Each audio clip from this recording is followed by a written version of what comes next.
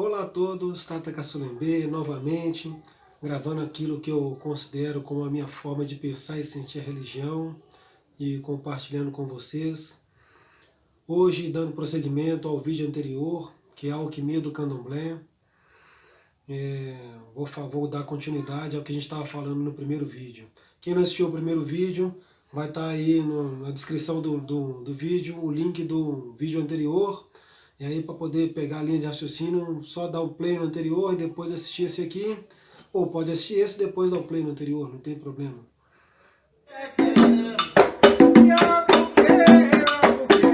Dando prosseguimento àquilo que eu tenho classificado como a alquimia do candomblé, eu vou tentar abordar esses assuntos, porque para mim é um assunto muito extenso e, de certa forma, até para mim ele é infinito. É um assunto que não vai se esgotar. Mas eu vou tentar quebrar em 2, 3 vídeos no máximo, para poder tentar abordar tudo aquilo que eu penso em relação a isso. E esse vídeo de hoje eu quero abordar especificamente aquilo que eu penso como essas coisas se organizam e funcionam, sem nenhum estado comprobatório de um viés científico. Num próximo vídeo eu coloco a minha opinião em relação a esse viés científico, com aquilo que eu já consegui estudar até hoje sobre esse assunto. Dando sequência então, na minha cabeça, aquilo que a gente está chamando de alquimia do candomblé, toda pessoa em si, ela possui um corpo energético. O corpo físico dela é composto de um corpo energético. Então,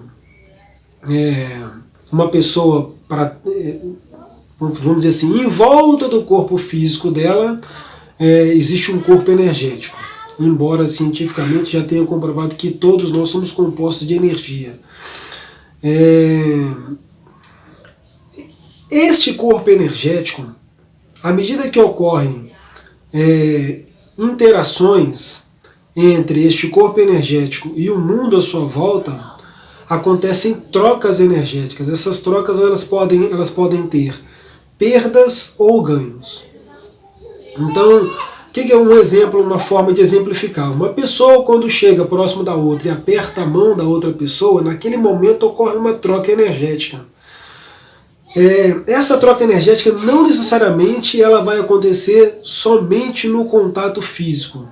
Muitas vezes ela pode acontecer numa palavra, num olhar ou até numa estrutura de pensamento, numa energia de pensamento positivo ou pensamento negativo. Então, a todo instante o nosso corpo energético está sofrendo trocas, que seja de ganho ou de perda de alguma coisa. Este corpo energético ele também não é composto de uma estrutura única. Ele é composto de várias estruturas, digamos assim. É como se eu dissesse para vocês assim, um médico diz para uma pessoa, essa pessoa está com anemia porque está faltando ferro no organismo. E aí a pessoa precisa fazer ingestão de alimentos ou de suplementos que contêm uma composição do ferro mais acentuada naquele momento para poder restabelecer o organismo dela. A mesma coisa seria esse campo energético. Ele também pode estar deficitário de algum elemento dentro da estrutura desse campo energético. E por que eu estou dizendo isso? Porque, na minha concepção, é isto que torna viável a execução de um sacudimento, de um ebó, como queiram colocar, que isto é feito na pessoa e isso funciona. Então, de uma certa forma, o pai ou mãe de santo, ele consegue ali através de um jogo, que também tem uma ligação da presença física ou mental ou espiritual da pessoa, diante aquela caída que vai acontecer no jogo, né? Então, ele consegue através daquele jogo determinar ou identificar, fazer um mapeamento do que está faltando na estrutura energética daquela pessoa. E aí, quando ele vai lá e prescreve um ebó, um sacudimento, dizendo, tem que passar nessa pessoa um feijão preto. Na verdade, é como se ele conseguisse mapear através daquele jogo que o campo energético daquela pessoa tem a falta de um componente energético que no feijão preto tem mais. E aí, ao cozinhar o feijão preto de uma determinada forma específica, de um jeito específico, promovendo algumas palavras específicas, você potencializa aquela energia do feijão preto para que ela possa ser transmitida ou recomposta no campo energético daquela pessoa que está faltando. Aí algumas pessoas podem me dizer assim, mas eu tenho uma pessoa A que está com, digamos assim, né, com uma deficiência de ferro, e eu tenho uma pessoa B que também está com uma deficiência de ferro. E eu fiz o ebó de feijão preto nas duas pessoas, e em uma deu certo e a outra não deu certo. Várias variáveis compõem essa estrutura, né? Desde a variável da aceitação da pessoa que está passando por aquele ebó, a variável do ambiente onde ela está, até uma variável muito significativa, que é a pessoa que está fazendo. Se a pessoa que está fazendo o ebó, ela não está numa condição de neutralidade suficiente de tocar ao elemento sem fazer a transposição da energia do elemento para a pessoa, muito provavelmente ela vai passar o elemento na pessoa sem nenhuma estrutura de recomposição. Né? Por quê? Porque no ela pegar, já perdeu toda a estrutura energética daquele elemento. Né?